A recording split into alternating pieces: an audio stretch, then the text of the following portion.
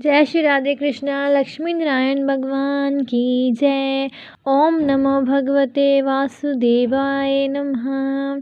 प्रिय भक्तजनों, आज आप सुनेंगे विष्णु भक्त अम्बरीश और ऋषि दुर्वासा की कथा। ऋषि दुर्वासा जो दुर्वा खाकर रहते थे और दुर्वासा जी वह हैं जो किसी को भी श्राप दे देते थे। बड़े ही गुस्सैल साधु थे। एक बार उन्होंने एक भक्त की भक्ति से पंगा ले लिया। भागवत जी में कथा है, एक भक्त थे जिनका नाम था अम्बरीश। अम्बरीश जो विष्णु जी के भक्त थे, वह बेचारे इतने बड़े भक्त थे कि अपने हाथ से गेहूँ पीसते थे, चक्की से रोटी बनाते थे, अपने हाथ से भगवान को भोग लगाते थे और भगवान के पूजा के बर्तन अपने हाथ से साफ करते थे। भगवान के वस्त्र अपने हाथ से बनाते थे। भगवान की माला भी अपने हाथ से ही बनाते थे। भगवान के लिए पुष्प खुद तोड़ कर लाते थे। जमीन पर सोते थे। ऐसे श्रेष्ठ भक्त थे अम्बरीश जी। और वह एकादशी बहुत करते थे। एकादशी के दिन निराहार रहते थे, कोई जलपान नहीं करते थे। द्वादशी के दिन ब्राह्मणों को भोग लगाकर, ब्राह्मणों को भोजन पवाकर और फिर वह पाते थे। उनकी एकादशी में बड़ी निष्ठा थी। फिर एक दिन एक घटना घटी। दुर्वासा जी आ गए और वो भी कब आए? द्वादशी के दिन। और द्वादशी का नियम होता है, एकादशी के नियम के अनुसार द्वादशी को ही पारण कर लेना चाहिए। पारण का मतलब कुछ खा लेना चाहिए, तभी व्रत पूरा होता है। जब भी एकादशी आया करे तो जगन्नाथ जी के चावल के प्रसाद से द्वादशी को व्रत पूरा किया करिए। एकादशी को चावल नहीं खाना चाहिए, पर द्वादशी को चावल ज़रूर खाना चाहिए। और कौन सा चावल? इस धरती में सबसे श्रेष्ठ चावल क्या हो सकता है? जगन्नाथ जी के बाद सबसे उत्तम, जगन्नाथ के बाद को जगत पसारे हाथ। भगवान जगन्नाथ जी का प्रसाद सबके घर में होना चाहिए। जगन्नाथ जी से ढेर सारा प्रसाद ले आए और चावल को धूप में फिर से सुखा लेते हैं। दुर्वासा जी द्वादशी के दिन आए। उस समय अम्बरीश ब्राह्मणों को भोजन करा रहे थे और त्रयोदशी लगने वाली थी, मतलब तिथि बदलने वाली थी। अब तिथि बदलने के पहले आपको पारण करना पड़ता है। अब दुर्वासा जी आए तो अम्बरीश जी ने कहा, महाराज आप भी पाओ। दुर्वासा जी बोले, मैं नहाकर आता हूँ। तो उन्हें नहाने में ज़रा देर हो गई और अम्बरीश की तिथि निकली जा रही थी। तो अब घर में साधु भूखा हो तो कुछ खा तो सकते नहीं, तो उन्होंने भगवान का चरण अमृत पीकर अपने व्रत को पारण कर लिया। जब वे चरण अमृत पी रहे थे कि सामने से दुर्वासा जी आ गए। अब दुर्वासा जी बड़े गुस्से में आ गए कि मुझे खिलाए बिना तुमने खा लिया, जानता नहीं मैं कौन हूँ, तू बड़ा भक्त बन रहा है, मैं आज तुझे दंडित करूँगा। तूने एक साधु का अपमान किया है, तू जानता नहीं मैं कौन हूँ, तूने मुझे खिलाए बिना खा लिया। और दुर्वासा जी से सारा जग डरता था कि वह बहुत खतरनाक ऋषि हैं। अम्बरीश जी तो हाथ जोड़कर खड़े हैं, महाराज यदि अपराध हुआ है तो मुझे दंड दीजिए। और अम्बरीश ऐसे भक्त थे कि जब वे अपने हाथ से गेहूँ पीसा करते थे तो बगल में भगवान बैठकर अपने पीताम्बर से उनको हवा किया करते थे। ऐसे भगवान स्वयं उनके प्रेम में बिक चुके थे। जब जब अम्बरीश भगवान की सेवा करते तो भगवान स्वयं उनकी सेवा करते। अम्बरीश उनकी सेवा करते और भगवान उनकी सेवा करते। अब भगवान ने अपना सुदर्शन युक्त कर दिया। सुदर्शन युक्त कर दिया कि तुम पर कोई संकट आएगा तो मेरा सुदर्शन तैयार रहेगा। अब दुर्वासा जी को गुस्सा आया कि तुमने मुझे खिलाए बिना खा लिया। तब दुर्वासा जी ने अपना एक बाल उखाड़ा और पटक दिया, और जब पटका तो उस बाल को पटकने से एक राक्षसी पैदा हो गई। उसने अम्बरीश को नुकसान पहुंचाने के लिए खाने के लिए दौड़ी, और जैसे ही दौड़ी तो भगवान का सुदर्शन चक्र नियुक्त हो गया। उसने जाकर राक्षसी को वश में कर दिया, और सुदर्शन साक्षात भगवान है। इसलिए भागवत जी में कहा गया है कि सबसे आगे क्या रखा है? यह सुदर्शन। इसलिए कहते हैं कि अपने घर में द्वार के ऊपर भगवान सुदर्शन को लगाइए। ये सुदर्शन भक्तों के परम रक्षक हैं। भक्तों को जो नुकसान पहुंचाता है, सुदर्शन चक्र एक्टिव हो जाते हैं।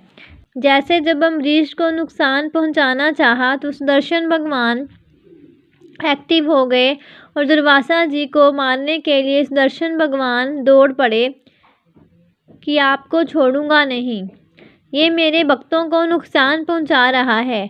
अब दुर्वासा जी भागे और कहने लगे कि ब्रह्मा जी बचाओ, ब्रह्मा जी बचाओ। ब्रह्मा जी ने देखा कि कौन आया है। दुर्वासा क्या हुआ बोलिए। दुर्वासा जी बोले सुदर्शन चक्र पीछे लगा है।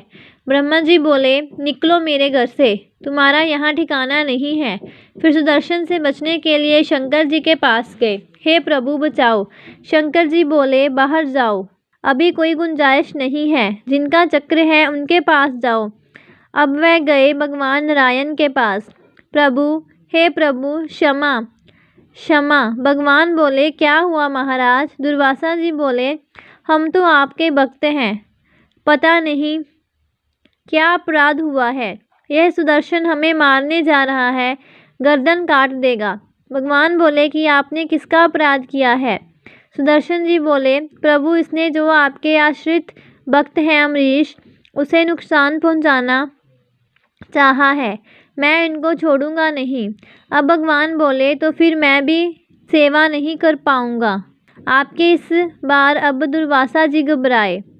इस पर दुर्वासा जी घबराए कि जब भगवान नहीं बचा रहे हैं तो अब कौन बचाएगा। अब दुर्वासा जी घबराए, चरणों में गिर पड़े।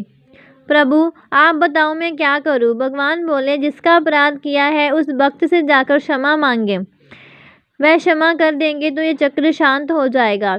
तब दुर्वासा जी दौड़े दौड़े अम्बरीश जी के चरणों में गए। अम्बरीश जी ने देखा महाराज आप तो साधु हो। अम्बरीश जी ने साष्टांग प्रणाम किया। दुर्वासा जी ने कहा है अम्बरीश हमें क्षमा करो, हमने भक्ति का अपमान किया है, अपराध किया है। तब दुर्वासा जी के लिए अम्बरीश ने सुदर्शन भगवान से प्रार्थना की, हे सुदर्शन भगवान, यदि मैं भगवान का अनन्य भाव से चिंतन करता हूँ, मैंने भगवान के सिवा अपने हृदय में किसी को स्थान ना दिया हो, मेरे अंदर यदि किसी के प्रति छल कपट ईर्ष्या द्वेष ना हो, तो यह सुदर्शन भगवान आप शांत हो जाइए। सुदर्शन भगवान शांत हो गए और दुर्वासा जी की रक्षा हुई। तब से दुर्वासा जी को समझ में आया कि भक्तों से पंगा नहीं लेना चाहिए। भगवान से पंगा लोगे चलेगा, पर भक्तों से नहीं चलेगा, बहुत महंगा पड़ सकता है। भगवान है ना न्याय करने के लिए।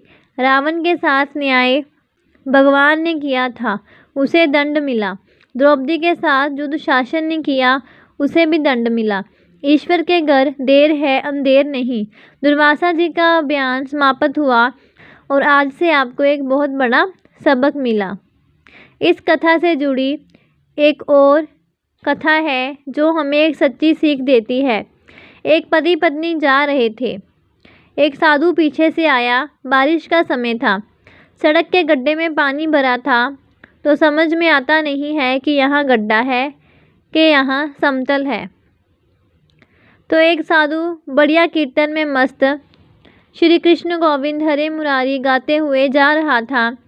वह पति पत्नी इस तरफ जा रहे थे और वह साधु अपने लाइन से इस तरफ जा रहा था। सड़क में तो साधु बढ़िया नाचता हुआ जा रहा था। तो साधु जब उचक करके गिरा तो उसके पाँव गड्ढे में चले गए। गड्ढे में गए तो पानी भरा था और जब पानी में गए तो पानी की कुछ बूंदें उसकी ओर जाकर गिर गई। पति पत्नी जो जा रहे थे तो उस पति ने सफ़ेद कलर की शर्ट पहनी हुई थी। पानी की कुछ बूंदें जब गिरी तो वह आदमी बड़ा गुस्सा हुआ। अरे बाबा पागल हो गया है, देखकर नहीं चलता। वह आदमी आया और बाबा जी के गाल में जोर का एक थप्पड़ मारा और कहने लगा कपड़े गंदे कर दिया, अंधा है क्या। जबकि वह साधु तो अपनी मस्ती में था, उसे कुछ पता ही नहीं। उसने थप्पड़ मार भी दिया तो उसने कोई प्रतिकार नहीं किया, कोई जवाब नहीं दिया। उसको लगा विधाता आज यही मिला खाने को, तो चलो यही खाकर भजन करेंगे। कभी आप बढ़िया मालपुआ खिलाते हो, कभी आप चना खिलाते हो, कभी गुलाब जामुन खिलाते हो, कभी रबड़ी। आज थप्पड़ मिला तो ये भी खा लेंगे। भगवान का भक्त भगवान की मस्ती में मस्त रहता, जैसे राखे राम जी रहना चाहिए और सीताराम कहना चाहिए। भगवान तेरे फूलों से भी प्यारा थप्पड़ दे रहे हो। हम खुश हैं, हम शिकायत नहीं करेंगे। तुमने थप्पड़ पड़वा दिया, कोई बात नहीं। आप लोग को ज़रा भी आपके प्रतिकूल मिल जाए तो आप रोने लग जाते हैं। भगवान तुमने ऐसा क्यों किया? जो दे रहे हैं वह हमारे भगवान की इच्छा है। आज हम भूखे रहेंगे, ये भगवान की इच्छा है। आज खाना दे रहे हैं तो खाओ, आज ये पहना रहे हैं तो ये पहनो, ये सब भगवान की इच्छा है।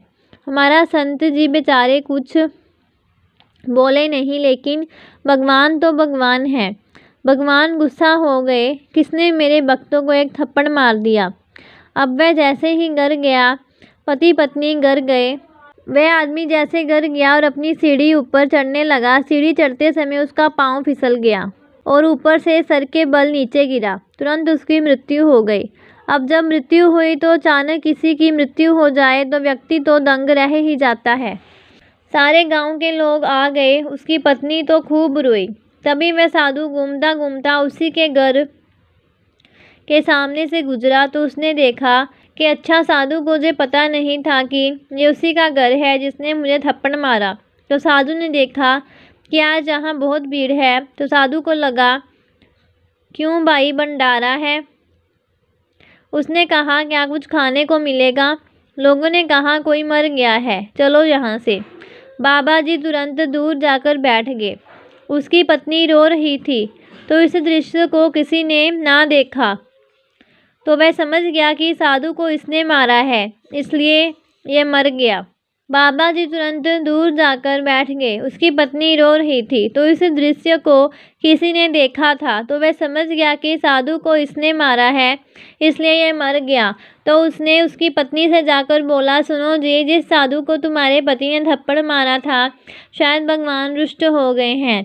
वही साधु बाहर बैठा है, तुम जाओ साधु के पाँव पकड़ लो, वो बाहर बैठा है। वह पत्नी दौड़ी दौड़ी गई, चरणों में गिर पड़ी, महाराज क्षमा करो, मेरे पति से अपराध हो गया, क्षमा कीजिए। साधु बोला, देवी कौन सा अपराध? आपको थप्पड़ मारा था ना अभी थोड़ी देर पहले गाल में। ये मेरे पति वही हैं, उनकी मृत्यु हो गई। संत ने कहा, इसमें मेरा कोई दोष नहीं है। तेरे पति ने मुझे मारा तो मेरे प्रभु ने भी इसे मार दिया, हिसाब बराबर। भगवान मैं कुछ नहीं कर सकता, मैं थोड़ी भगवान हूँ, मैं तो भगवान का दास हूँ। ये ईश्वर का विधान है। उसने थप्पड़ मारा तो मैं दुखी नहीं हुआ और ये मर गया। उसका दंड पाकर तो मैं खुश नहीं हूँ। ये ईश्वर का विधान है, इसमें मेरा कोई हाथ नहीं है। इसका मतलब न्याय करने वाला कौन है? इसलिए जो हो रहा है वह हमारी और आपकी मर्जी नहीं है, भगवान की मर्जी है। बोलिए विष्णु भगवान की जय, लक्ष्मी नारायण भगवान की जय। तो ये थी एक बहुत अच्छी सीख देने वाली कहानी। ऐसी और कथाएं सुनने के लिए और जानकारी प्राप्त करने के लिए चैनल के साथ बने रहें। चैनल को सब्सक्राइब करें और वीडियो को ज़्यादा से ज़्यादा शेयर करें। जय श्री राधे कृष्णा।